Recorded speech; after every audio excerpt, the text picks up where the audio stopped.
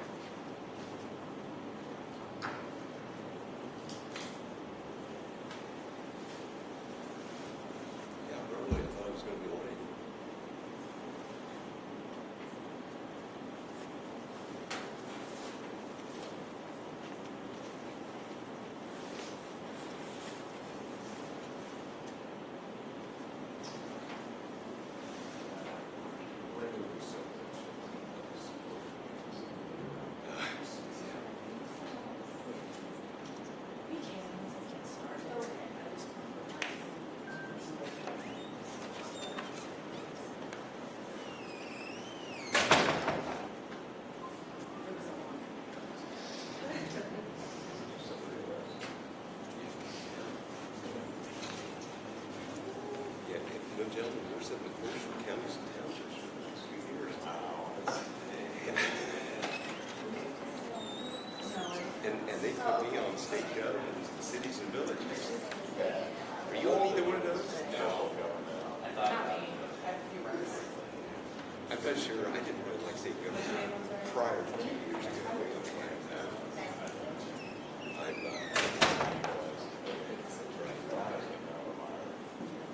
I'd like to be on some foreign relations committee.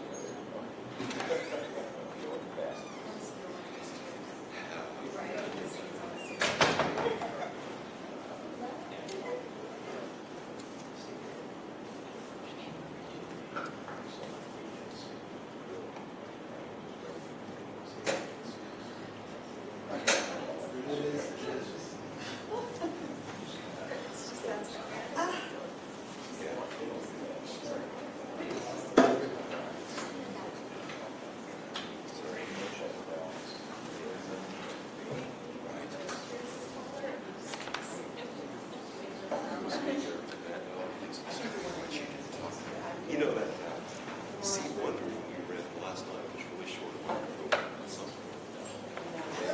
Marty Laughlin was on the end of the front row and they didn't have a microphone within about 12 feet of him. Yeah. Yeah, that's right. And that's south. And those, I mean, those chairs and the desks were just like, once you're in there, you go about have a sky mode.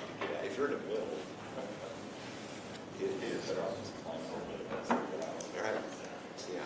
I think that should be a requirement. You have to pass an athleticism test to be able to do it. Or otherwise you're just going to stay.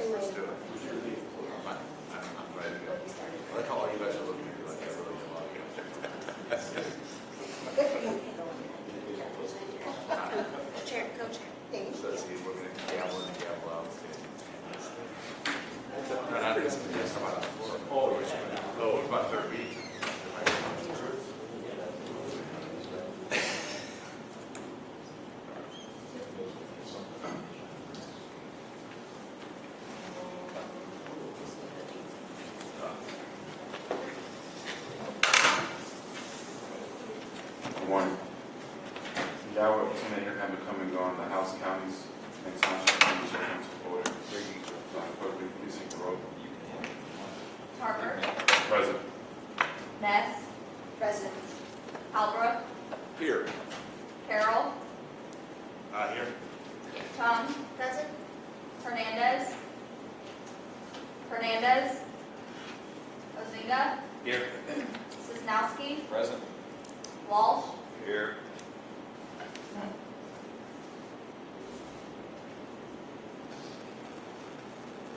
With 8 members present, the quorum is present. So we'll get on to business. Just brief opening remarks. My name is Curtis Tarver. I am chairing this committee.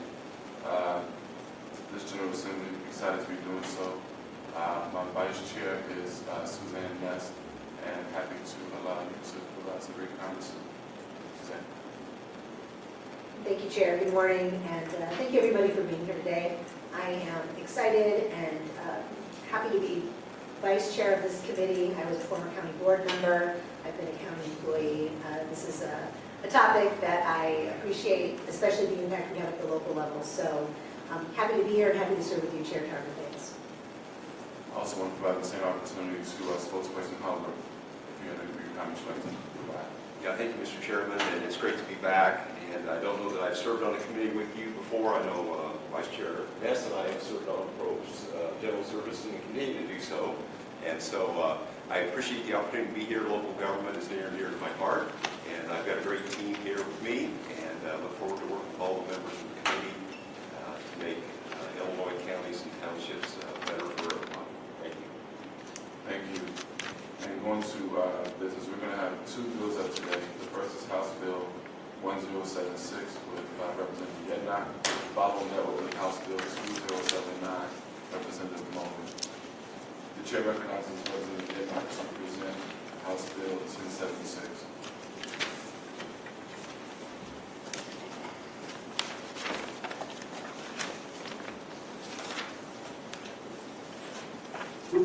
Thank you, Mr. Chair, Madam Vice Chair, and members of the committee. I'm here to present House Bill 1076.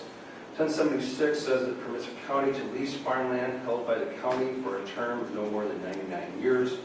Currently, a county code allows a county board to lease real estate held by a county for a term no more than 99 years, but it has not specified farmland. A background is a few years ago, one of the counties downstate had approached a Republican legislator about codifying this in statute because there's some question over whether farmland was an acceptable use under the County Code 55 ILCS 5.5 1049.2. I got it to second reading last year. Representative Halbrook and I had a handshake agreement about holding this for a little while.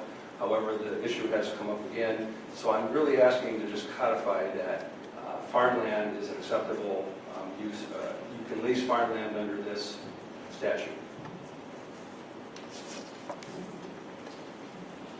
Thank you. Before we go to questions, I want to make sure I read into the record the witness list. So there are 210 proponents, there are 10 opponents, and 0 with no position. I asked spokesperson Halbert whether or not he's comfortable with waiving the reading of all of these 210 proponents and 10 opponents. Thank you, Mr. Chairman. Generally, I'm not in favor of waiving the reading of those. However, one thing I do want to make sure that if there's witnesses to testify, that whatever necessary things need to be done to allow them to testify would be allowed to move forward. Absolutely. Anyone here present to testify will have the opportunity to do so. I just did not want to have to read 210 names or organizations into the record. But anyone here who's present to testify will have the opportunity to do so. Okay. Thank you. Yeah.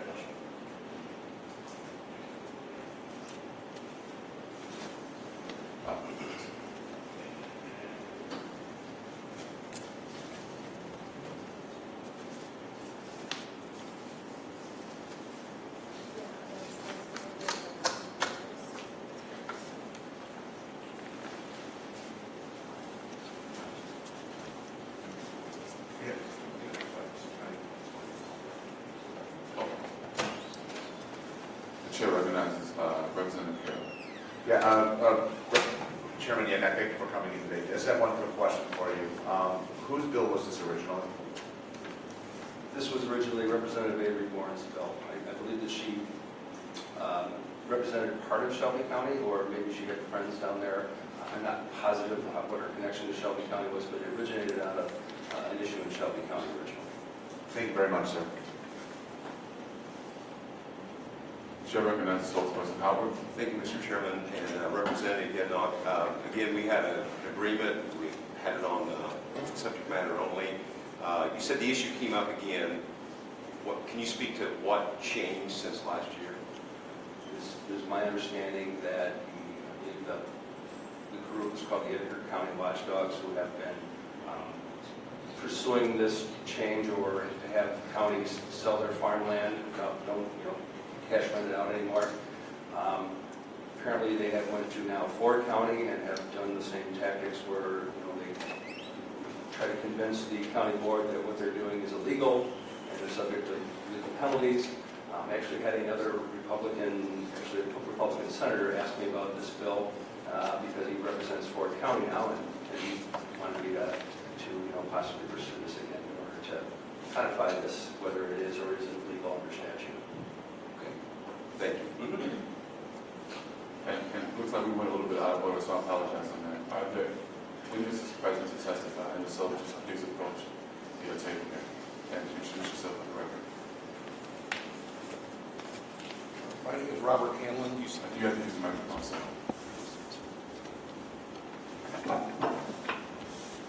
My name is Robert Hanlon. I'm the state's attorney for Shelby County.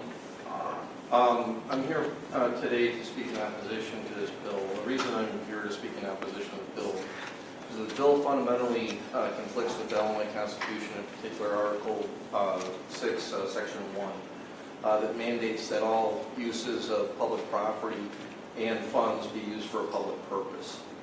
Public purpose doctrine was articulated in People v. Howard by the Illinois Supreme Court, in which an individual used a credit card of a county government to, in essence, get a cash advance that he paid back and wound up doing time for felony misconduct.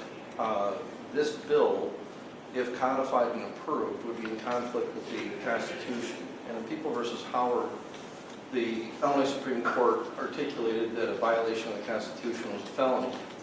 As the top law enforcement officer for the county of Shelby, I find myself in a situation where this bill would in essence invite a violation of the Constitution of the state of Illinois. That invitation would then place me in conflict between enforcing the law of the Constitution and the persons whom may elect or desire to follow this proposed piece of legislation. It also would place me in a position where I would be obligated, pursuant to my oath of office, to file suit in a circuit court to seek to invalidate this legislation because of its conflict with the constitutional mandate. Notwithstanding that, there's other practical reasons and issues that this committee should take under consideration. First of which is that in Shelby County, one unique aspect of this county farm property, and I think it may be helpful to you to understand the history and how we got to this farm property. Originally, as I understand it, the farm property was acquired during the Great Depression in order to grow vegetables and fruits for people who were indigent at the time within the community. Somewhere in the 1950s, that ended, and through potentially no fault of anyone in particular, it became a farming ground that was leased. The 1970 Constitution was passed, while this process had been ongoing. The language that I cited to this court with respect to the public purpose, that came about underneath the Illinois Constitution in 1970. But nevertheless, like many public bodies, they continue to do the same things that had been done in the past without necessarily looking into whether or not there is a formal basis and authority for the public body to act. As the person to advise that public body, I find myself in a position that I have already taken a position that there is no public purpose. But importantly, in Shelby County, the tax assessor also came to the same conclusion, there was no public purpose. That meant that it was subject to tax, and because it was subject to tax, the tax was being paid for by the county. Now, it kind of seems kind of silly, the county pays the tax, collects the tax, we might not think that's a big deal. But in this particular case, the particular property is bifurcated in 2 separate school districts. So that means that persons who are paying taxes in one school district are paying for the taxes in another school district. So it creates an inherent problem in the just adjudication of those taxes and whom is that ought to pay those taxes. Since the assessors have assessed the tax, it's because the use is inconsistent with public use doctrine, and therefore those taxes become ripe. That ripening of the tax. Let me stop you right there just for a moment. I anticipate there will be several questions, so if you can bring your remarks to a close, I'm sure there will be questions on both sides of the aisle to kind of get at the issue. Yes. So the end result of that is there's a conflict internally with how that is to be paid for and by whom, and also violates a number of other statutory provisions. So the proposed piece of legislation is inherently in conflict with a number of things that place me as the principal law enforcement officer to have to choose between prosecuting people, for following this particular act or not following the act. So it's a damned if you do, damned if you don't. And it's the risk that this committee ought to really give a strong consideration to, because it's going to mandate what will be expense to the county and potentially to the state as a result of the nature of this conflict. Thank you. Thank you. Is there anyone else who can testify? Or if so, please approach and just try to limit your comments to about 3 minutes or so we can have questions for all 3 of you.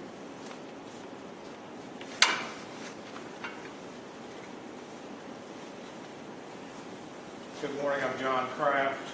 Good morning, I'm John Kraft, member of the Edgar County Watchdogs, and I want to set the record straight. We have never forced or advocated anybody to sell any farmland anywhere. We have provided certain governments with options on what to do with it. Certainly selling it's an option, selling the parking lot's an option, selling the building is an option, selling farmland is an option. But we've never forced or advocated that happen, even in Ford County. The Article 8, Section 1 of the Illinois Constitution mandates that public funds, property, and credit be used only for public purpose. The courts have already defined public purpose, and public purpose isn't collecting revenue off cash rent. One of the there's a case down in O'Fallon, St. Clair County, where the village the city wanted to just lease the water tower to put a mall's name on the water tower. A similar situation, a city wanted to allow businesses to put advertisements on the trash cans that they placed around town that belong to the city. And the court has said, no, that's not a public purpose. Now, if they can't lease space on a water tower for an advertisement or lease space on a trash can for advertisement, because it's not a public purpose, how in the world do you think they can lease several hundred acres of farm ground for 99 years? That's 2 or 3 generations of people, and 2 or 3 generations of people that may become elected to a county board that have no option but to honor the lease. I don't think this will pass muster, and I urge a no vote. Thank you. Thank you very much. Mr. Collins, if you want, you can both of you seat to the table. But I'm assuming there may be questions for each one of you as well. Are you just me? No, both of you. Both of you. My name is Robert Hanlon. Oh, I'm sorry, you're right. I said Colin, I apologize. No, that's fine, thank you. My handwriting is so terrible that I gave you the name. Robert and John, if you two don't mind, just approaching the table. Are there any questions from members? Vice Chair Nelson. Thank you, Chair. Good morning. So I have a couple of questions, and just as I'm listening to this, I'm going to start with my first one. The question about public use and that whole conversation, I think I'm interpreting it differently than maybe you are. Using it for farmland for public use, I assume that the food grown on it is public consumption, but you're considering public use as collecting rent on land. Is that what I'm hearing?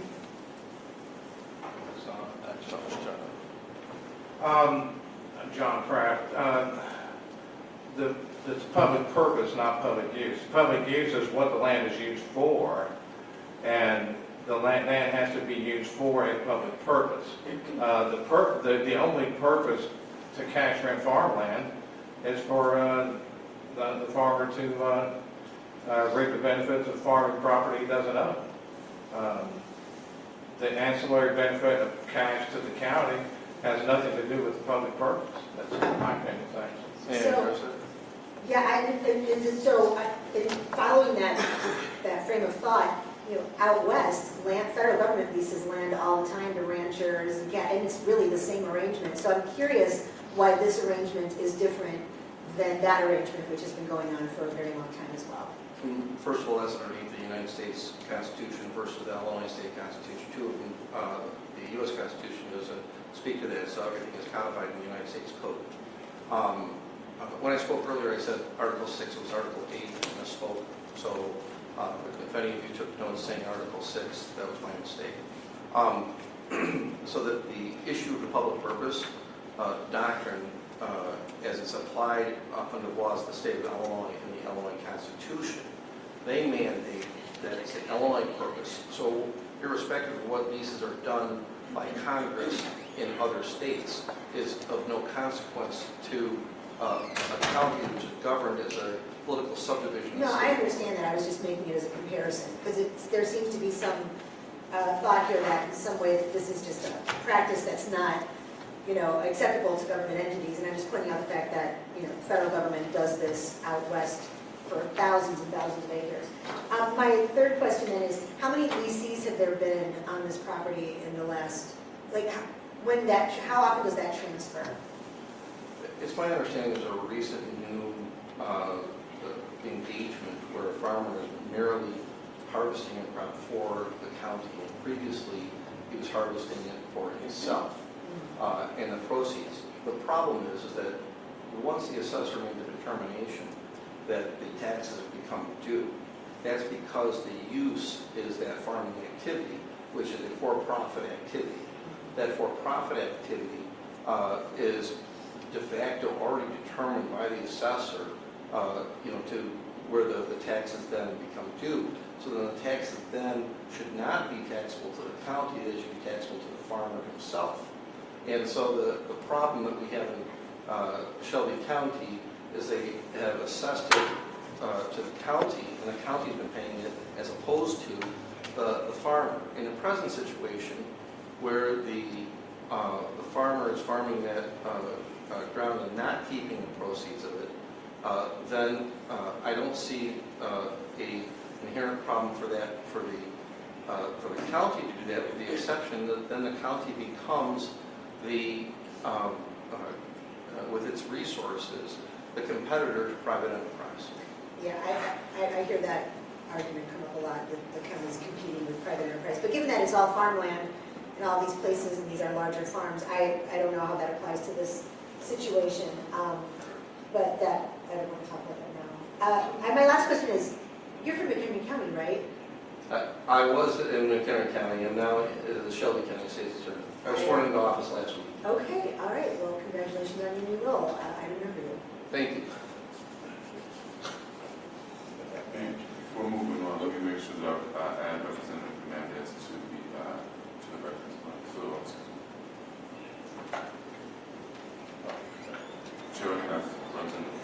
Hi, guys, thank you for coming out, I appreciate it. I'm just reading over the bill analysis, and I just want to understand this a little bit more. Are you opposed at that land being used to be leased out? I guess that's what I'm trying to understand, because again, if it's land that's being leased, is it concerned who's going to be leasing the land, or that the land's going to actually be leased itself? That's what I'm trying to. The question is somewhat complicated because you have to start with the use first, and then whether or not that's a lawful public use or not. Okay. And what the bill is attempting to do is take a non-public use and, in essence, twist the economic activity of a non-public use into something that would be a lawful use, and they're in conflict, as I mentioned earlier, with the constitutional mandate. Okay, so again, I guess I'm a little confused, because again, like, I'm looking at this land, the way I'm reading this analysis, and correct me if I'm wrong, is that this is also giving us the authorization to lease land. It can be to a public entity or private. That part is there a concern that it's going to go to a certain private entity? No, if the lessor was, say, for instance, a non-for-profit that used the proceeds of that for a public purpose, then there wouldn't be an issue. There would be an issue if it's being leased solely for cash rent. Because if it's leased solely for cash rent, it's a for-profit activity, not necessarily a public use activity. And this bill doesn't distinguish the two, and it creates this inherent conflict. Okay, thank you. Spokesperson Halbert? Thank you, Mr. Chairman. So really central to this argument is the Article 8, Section 1 about public purpose, right? That's kind of what's central. I just want to kind of go down this road about this leasing. I don't believe that's standalone. I think there's multiple paragraphs in that section that leasing is a part of, right? So a lot of those boxes have to be checked off. There's no argument here that the county can own, sell, lease property, right? But it has to meet the public purpose part of it. And part of this needs to be, there's two prongs to the public purpose. My understanding outlined in the annotated Constitution. So that said is you have to put the leasing stuff in the context that is part of a bigger section. It's not a standalone section. Am I incorrect in that thinking? You are not incorrect. Okay. So you can't pick and choose what paragraphs out of an entire section that you wish to apply or not to apply. If you're referring to the Constitution, that would require an analysis of the specific statements that you're referring to. From a statutory construct, you would have to look at the totality of the legislative enactment in comparison to the language of the Constitution. You spoke earlier about the taxes, and so just to be clear, we're talking about the real estate taxes and how the Department of Revenue has weighed in or not on this issue in the past about who pays the taxes and who doesn't pay the taxes. Has the Department of Revenue weighed in on that, and can either one of you three gentlemen kind of speak to that, how that factors into this discussion? Yes, so you refer to the Department of Revenue. Yes, Illinois Department of Revenue. I think the assessors assess the real estate. Yes. And then the county board of review then supervise that. I, in my limited time in Shelby County, can't speak to if the Department of Revenue has spoken to that. They do know that the local assessor has assessed the tax, and he has assessed the tax to the fee simple interest to the real estate. And the fee simple interest of the real estate is what is the subject of tax based upon the use. Now, I fully intend to talk to the assessor about assessing the leasehold interest, because it would be the leasehold interest that I believe that would be responsible for paying the tax. That's not necessarily the implications of this bill. The implications of this bill is an invitation to the counties to engage in a leasing activity that's inherently in conflict with the Constitution. And Representative Halbrook, I might add that there's 40 counties that have been doing this probably since the 60s, and it's just come up recently to do this. And my county, South County, is one of them. And, what's a little bit shocking to everybody is that now there's a constitutional question around it. And I thought, well, this might be a good time to try to pass this in statute to say this is it.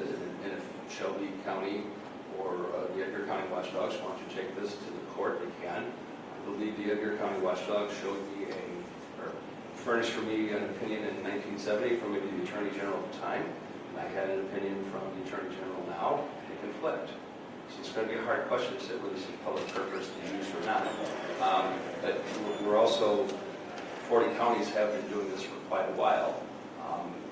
We believe that it is a public purpose. It's going into the funds. Now, I would say this, you explained to me the custom farming arrangement you have in Shelby County, and I think that's great.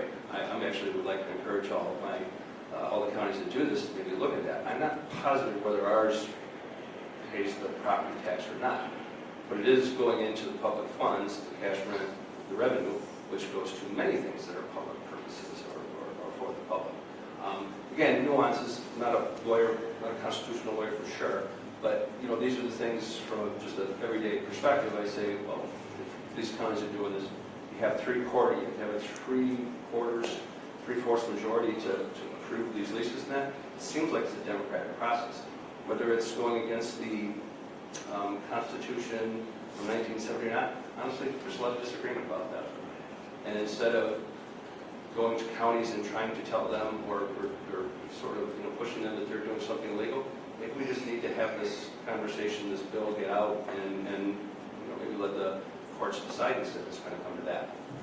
Well, and I appreciate you bringing up the idea of 40 plus or minus counties, and to Vice Chair's question about federal government, different codes in the state of Illinois will allow for farmland operation, right? The airport authority does, I believe the municipal authority does, forest districts, park districts will allow for some kind of farming arrangements to happen. I think if you examine that list, and I don't have it in front of me, but I think if you examine that list, several of those counties that are engaged in farming, one of those entities, airport, park district, forest preserve, whatever, is in control of that land. It's not like it's exclusively county. I think when you boil that list down, it would probably be in the middle teens of the counties still left that really don't have any county entity that's the direct recipient of those proceeds. Again, this was a part of the Act of 1818, the Alms House Act or Poor House Act, which was repealed, in my understanding, in 1967, that made way for the Public Aid Act. I think a lot of counties could not, at that time, justify public purpose for their farmland. A lot of them sold off. This county that we reside in here today, or this facility's in, sold their land, their county farm, several years ago. It's privately held, it's privately farmed, as there are many other counties across the state. Now, Shelby County, during this whole discussion, and that's why this is important, is to have a discussion. They feel like they want to continue to possess the land, which they have the authority to do, but they've worked out a custom farming arrangement. You and I talked about the differences between a cash rent or a crop share arrangement versus a custom farming. My understanding is that the county maintains complete control of that. They put out for bids, which has never been done before in the history. There was just an arrangement between a county farm committee, a 3-member panel, and they just had this ongoing, never bid out process with a tenant that had been there for a number of years. The predecessor to that tenant had been there a number of years. That process was never bid out. So at a minimum, it should have been bid out every year, or maybe at a max every 2 years. It should have been done, it was never done.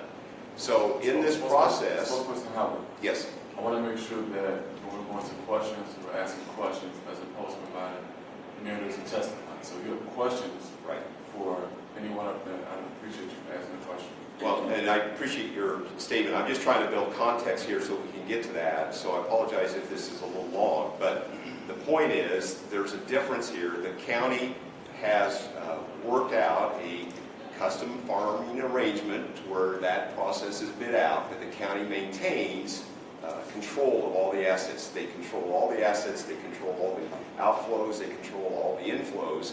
The bottom line of that is, my understanding is this is way more profitable to the treasury of the county than the prior arrangements. Okay? And I'm happy about that, believe me, I am. But we're also talking about, the perception out there is that counties have to sell their farmland off now and not do this. And you could say that you haven't bullied anybody into this, but I'm telling you right now, the counties that I've talked to said they feel like they're being told they got to sell their farmland. And you know what? Nothing in the statute or how it's been done says that you have to lease it for 99 years. I think a better solution is to say, give someone a 2 or 3 year lease term and then rebid it. This doesn't preclude that. They could do that. What Shelby County was doing, I would say, yes, you're right. Maybe you shouldn't go to the same person year after year unless it's competitive to a market. But when 3/4 of the county has to, 3/4 of the county board has to agree to this, I would think there was enough wisdom on there to say, we're not going to just keep doing this and not have a increase in price. So really the question that we're trying to decide here is whether we can continue to lease county farmland under statute or not. It's to me what the bottom line question is here. That's inarticulate for many of you that have a law degree, but that's really what I'm seeing here. Right. So in honor of Chairman Tarver's request to ask questions, you say there's multiple counties that a local government watchdog group has bullied. Who are those counties? Well, I know Shelby County for one. Ford County is being told that they're being pressured to do this, and I would say let me. They've been pressured to sell. That they're becoming being told that they're doing something illegal, and so their thought then is, okay, maybe we should just get rid of the farmland. And I've talked to my own county about this perception, and they don't want to sell their county farmland. They want to hold it in case they want to do something with it in the future too. So at the same time, So if I'm two counties, you feel have been pressured. at least, and At least. So what are the rest? You say multiple counties have been pressured. Please state them. Representative Halpern. I'm trying to disregard my. I understand. Both of you, please, thank you. You all talk over each other. So let's question, answer, in that order. I don't have a majority for you, if that's what you're asking. I know of 2 counties that have approached me about this. Okay, 2 counties is enough, in my opinion. We have a legal process. We have a process through your county boards. We have this process down here. This is where we should figure this out. Instead of screaming at a county board meeting, you're doing something illegal. Fair point. I said counties. I don't mean 40 counties. I mean the counties that have come to me about this, to be fair. So I think the Ford County situation, my understanding of the Ford County situation, and Shelby County is my home county, and I've not seen pressure. I've seen the law highlighted and said this is kind of a law, and public purpose has been at the central of that discussion. We talked about that early. Ford County, just in the last week or 10 days, has made a decision based on advice from their state's attorney to enter into different arrangements than they have in the past. That will net out the county treasury more money than they've had in the past, which will be a bigger deal for them. That will net them out. Again, I've not advocated for the sale. I think that has to be a decision that the county board, with the advice of their chief legal officer, their state's attorney, they have to make that decision.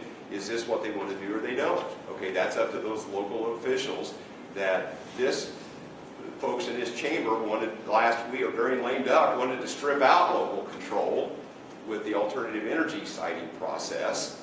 Okay. Spokesperson Halpern, we can't get into an area. I'm going to actually ask you a final question because we're going to move on. Can I answer one of his questions? Let's let the speakers. John Kraft, Edgar County Watchdogs again. We don't pressure boards to sell property, and the sponsor to the bill mentioned the out-of-state attorney, an AG opinion saying it's okay to lease farmland. It's the same one that was provided to the previous Shelby County State Attorney. That's not what that AG opinion says. Ford County State's Attorney reviewed information and came to the same conclusion we did. A previous change to the county's code permitted lease of buildings. It was geared toward allowing Kankakee County to lease out its old courthouse rooms. And I asked, and I sent a Freedom of Information Act request to State Attorney Jim Rowe for all the leases based off of the previous county code change to permit leasing. He said there are none because we couldn't pass the public purpose test. Even though he advocated for the change, the Mr. public Kraft, purpose is what Mr. needs to be Sorry, looked sorry. at. Can you say which, no, I don't mind you keep talking, but you mentioned the name of the state's attorney, I just wanted to jot it down. That was Jim Rowe in Kankakee County. Yeah, there was a previous change to the county's code that permitted counties to lease out office space, particularly the old courthouse or jail or something in Kankakee County. And I sent a FOIA request, and he talked to him over the phone. No leases came from that because they couldn't pass the public purpose test. He couldn't lease it to a bank or a real estate company that wanted office space. It was right there, it was available, but he couldn't lease it because there was no public purpose. Thank you. I just like to address, there's been some contention with respect to positions on forcing someone to sell land. As a state's attorney for Shelby County, I take absolutely no position whatsoever as to whether or not that county buys or sells or retains that property or whatsoever. My issue, my concern here is the conflict between the proposed legislation and the express language of the Constitution. With respect to the number of counties, my independent research revealed to me that there was one other farm lease that I came to learn about, and that was about 2 years ago.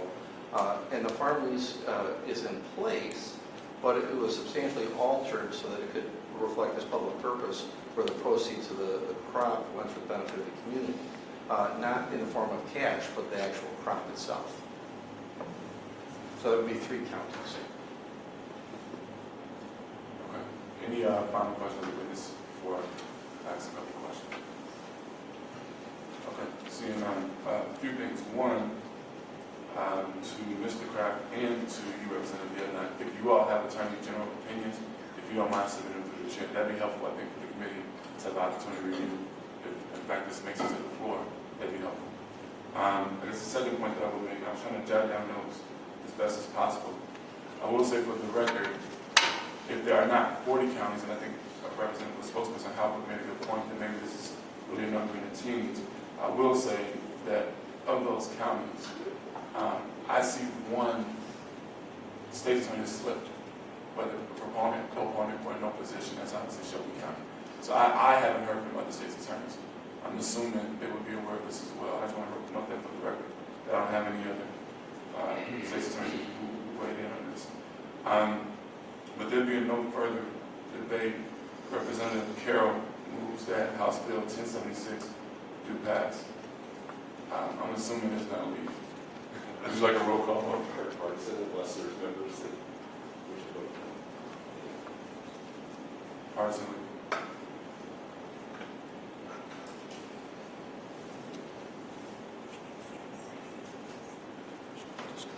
Mr. Chairman,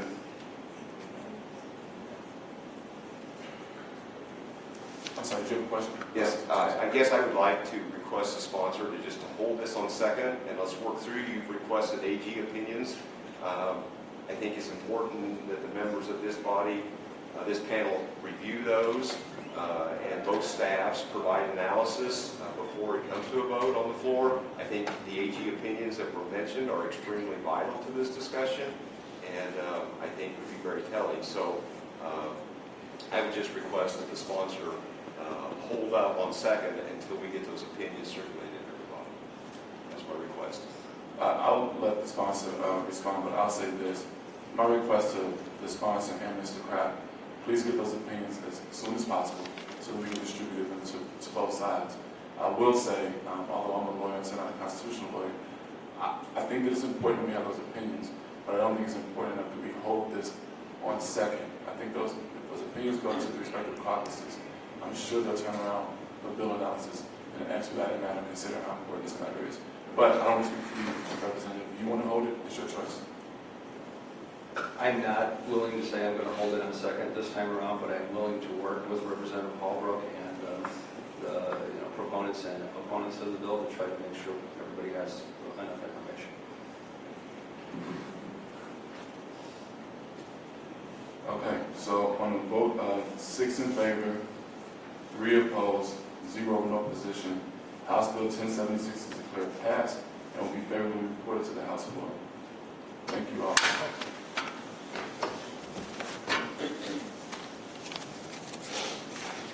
The chair recognizes the ever so patient Representative Moeller to present House Bill 2079.